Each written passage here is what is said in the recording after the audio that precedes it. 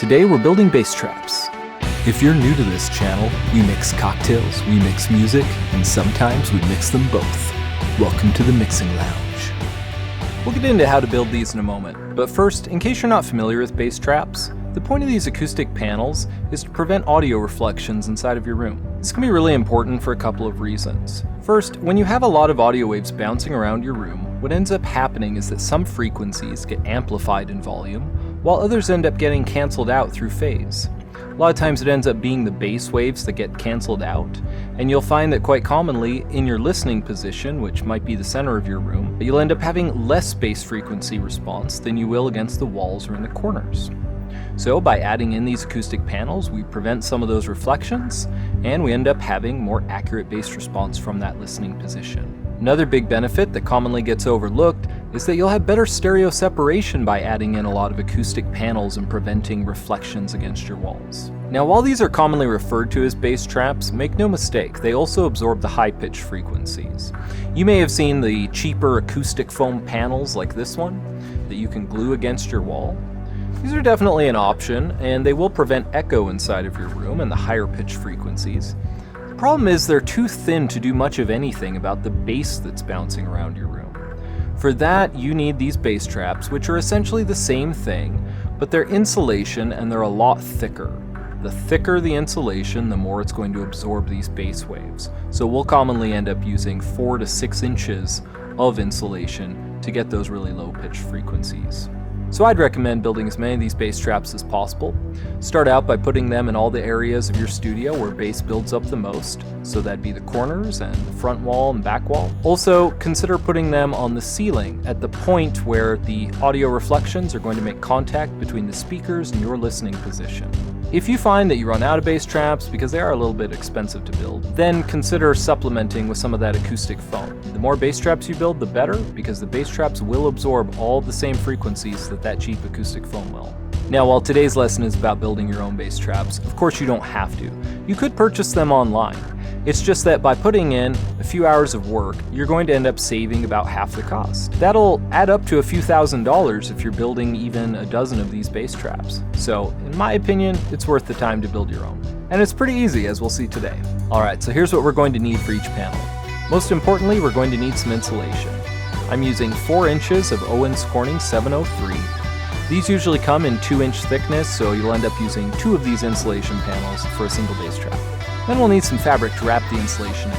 Now me, I just use some cheap sheets, pick a color that matches the paint of my walls, and let the bass traps just blend right in. Other people like to get a lot more creative and artistic with them, nothing wrong with that. Choose whatever color you like. We'll also need some wood to build a frame with to mount on the back side of the panel. I usually just use 1x2 wood for this. We'll need some screws to assemble that frame, and then we'll add some screw eyes into the corners of it, as well as on the wall. And finally, we'll use some zip ties to mount the bass trap to the wall. So let's get started. Alright, so we're going to start out by building our wooden frame. The goal here is to make a frame that's going to be just slightly smaller than the 4 feet by 2 feet of the insulation. So I'm going to measure out 4 pieces here. The 2 long ones are going to be 47 3/4, and then the 2 shorter ones will be 22 inches. We'll go get them cut. So now that we've got the wood cut out, we're just going to go ahead and build our rectangular frame. So to do this, if you happen to have one of these angle clamps, they're super handy for holding the wood pieces together. But either way, we're just going to take our drill a couple of holes into each side of it, and then screw these pieces together. Alright, so now that we got our rectangular frame built, we're just going to go ahead and add some fabric to it. This fabric's going to end up on the back side of the insulation, so it really doesn't matter if you do a great job here because nobody's going to see it. So we'll just grab a stapler. It doesn't need to be a good one, it can just be whatever cheap electric stapler, and we're just going to put the fabric along the border of this frame and put staples in about every 6 inches or so.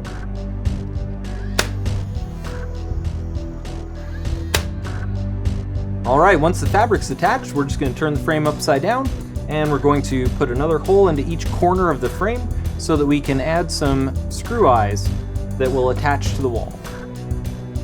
Okay, so now we're going to take care of the front of this panel. So we're going to take our insulation and put it in the center of some more fabric. Make sure when you do this that you're wearing some gloves. You might also want to wear some mask or goggles because the fibers coming off of this insulation are very irritating. fabric underneath is going to be 5 feet by 3 feet. That'll give us 6 inches on each side so that we can pull those sides up and around and onto the frame. We're going to take our frame backing from earlier, and we're going to center that on the insulation. Make sure that the fabric on the frame is facing down, and then we should have enough fabric on each side of the frame to just pull it up and over, and then staple it onto the back edge of the frame. And just like before, we're going to add in staples about every 6 inches or so. As you're doing this, also kind of pull up the side of the fabric as you're going so that you don't have a bunch of wrinkles on the front of your bass trap. Alright, so this panel is pretty much ready to go on the wall. We're just going to take some more screw eyes, put them on the wall, and then zip tie them together, and we'll be done.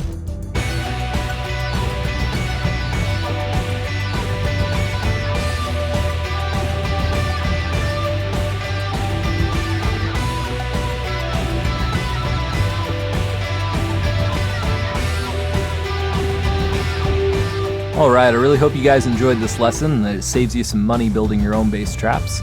I'll see you in the next one. In the meantime though, if you'd like to learn how to make this old-fashioned, check out my other video.